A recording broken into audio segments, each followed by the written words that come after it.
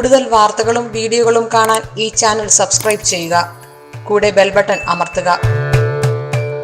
നമസ്കാരം. അവിട്ടം നക്ഷത്രം. അവിട്ടം നക്ഷത്രക്കാര് ധനസമ്പാദനത്തിന് വേണ്ടി കുശാഗ്ര ബുദ്ധിയോടെ പ്രവർത്തിക്കുന്ന ആളുകളാണ് അവിട്ടം നക്ഷത്രക്കാര്. അതിൽ വിജയിക്കുകയും ചെയ്യും. കുശാഗ്ര ബുദ്ധിയോടെ പ്രവർത്തിച്ചാലും അതിൽ വിജയിക്കാനുള്ള ഒരു കഴിവ് ഇവർക്ക് പ്രത്യേകതയാണ്. ആരോഗ്യവാന്മാരായിരിക്കുമെങ്കിലും സ്വന്തം ആരോഗ്യം വളരെ പരിപാലനത്തിൽ അവൾ വളരെ ശ്രദ്ധ കുറഞ്ഞ ആളുകളാണ്. അത്രയൊന്നും ആരോഗ്യം നല്ലപോലെ ഉണ്ടാവും, എന്നാലും അത് പരിപാലിക്കുന്നതിൽ അവർ വളരെ അശ്രദ്ധ കാണിക്കുന്നതാണ്. കുടുംബത്തോടും മതത്തോടും ഒക്കെ താല്പര്യം, സ്വാർത്ഥത, വിധേയത്വമില്ലായ്മയൊക്കെ ഇവർക്ക് ഉണ്ട്. ഇവർ വളരെ രഹസ്യങ്ങളൊക്കെ കാത്തു സൂക്ഷിക്കാൻ പറ്റുന്ന ആളുകളാണ്. ഈ നക്ഷത്രത്തിൽ ജനിച്ച സ്ത്രീകളാണെങ്കിൽ വൈവാഹിക ജീവിതത്തിൽ പല ക്ലേശങ്ങളും നേരിടേണ്ടതായിട്ട് വരാറുണ്ട്. ധനപരമായിട്ട് പല വിഷമങ്ങളും ഇവർക്ക് അനുഭവിക്കേണ്ടി വരികയില്ല. കാരണം ധനപരമായിട്ട് ചിലപ്പോൾ മിക്കവാറും ഇവരുടെ കാര്യത്തിൽ ഇവർക്ക് ആവശ്യത്തിനുള്ള ധനം എങ്ങനെയെങ്കിലുമൊക്കെ വന്നു ചേരും. അതുകൊണ്ട് വലിയ ക്ലേശങ്ങളൊന്നും അനുഭവിക്കേണ്ടി വരാറില്ല. പിന്നെ സ്വന്തം കാര്യങ്ങൾ കൊണ്ട് മാത്രം ചിലപ്പോൾ ചിലവർക്ക് ദുരിതങ്ങൾ വന്നുപെടാറുണ്ട്.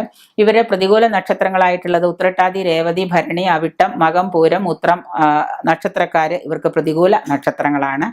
ഈ അവിട്ടം നക്ഷത്രത്തിൽപ്പെട്ടവര് അനുഷ്ഠിക്കേണ്ടതായ കർമ്മങ്ങൾ എന്താണെന്ന് വെച്ച് കഴിഞ്ഞാല് വ്യാഴം ദശാകാലം, ബുധദശാകാലം, ശുക്രദശാകാലം, ഈ 3 ദശാകാലവും ഇവർക്ക് ദോഷം തന്നെയാണ്. അവിട്ട നക്ഷത്രക്കാർക്ക് വ്യാഴദശ, ബുധദശ, ശുക്രദശ വളരെ ദോഷം തന്നെയാണ്. ആ സമയത്ത് ഈ ദശകൾക്ക് അനുകൂലമായ രീതിയിൽ ഈ ദശാനാഥന്മാരെ പ്രീതിപ്പെടുത്തുന്നതായ ദോഷപരിഹാര കർമ്മങ്ങൾ ചെയ്യുന്നത് നല്ലതാണ്.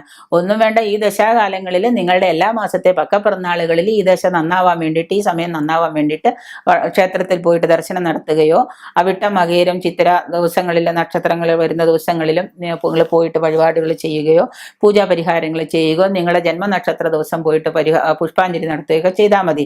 ഈ ചൊവ്വ, നിങ്ങളുടെ നക്ഷത്രാധിപൻ ചൊവ്വയായതുകൊണ്ട്, കുജനായതുകൊണ്ട് ചൊവ്വയെ പ്രീതിപ്പെടുത്തുന്ന കർമ്മങ്ങൾ അനുഷ്ഠിക്കുക. ജാതകത്തിൽ ചൊവ്വ ഓജരാശിയിലാണെങ്കിൽ സുബ്രഹ്മണ്യനെയും, യുഗ്മരാശിയിലാണെങ്കിൽ ഭദ്രകാളിയെയും പതിവായിട്ട് നമ്മൾ ഭജിക്കുക. അവിട്ടവും ചൊവ്വാഴ്ചയും ചേർന്ന് വരുന്ന ദിവസം നമ്മൾ എന്ത് ചെയ്യണം? സവിശേഷ പ്രാധാന്യത്തോടു കൂടി നമ്മൾ സുബ്രഹ്മണ്യനെ ഭജിക്കേണ്ടതാണ്.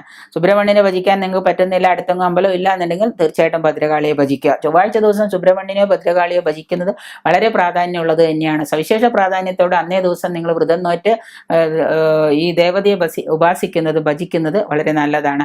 ശനിയെ പ്രീതിപ്പെടുത്തുന്നതിന് വേണ്ടിയിട്ട് ചുവപ്പ്, കടും നീല, കറുപ്പ് വസ്ത്രങ്ങൾ നിങ്ങൾക്ക് നല്ലതാണ്.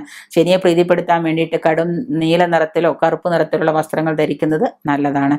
അതുകൊണ്ട് തന്നെ അവിട്ട നക്ഷത്രക്കാർക്ക് ഈ പറയുന്ന ദിശാനാഥന്മാര് ദോഷമുണ്ടാവുമെന്ന് കണ്ടുകൊണ്ട് നമ്മൾ ഈ സമയത്ത് അതിനുവേണ്ട പരിഹാരങ്ങൾ, കർമ്മങ്ങൾ ചെയ്യുന്നത് നന്നായിരിക്കും.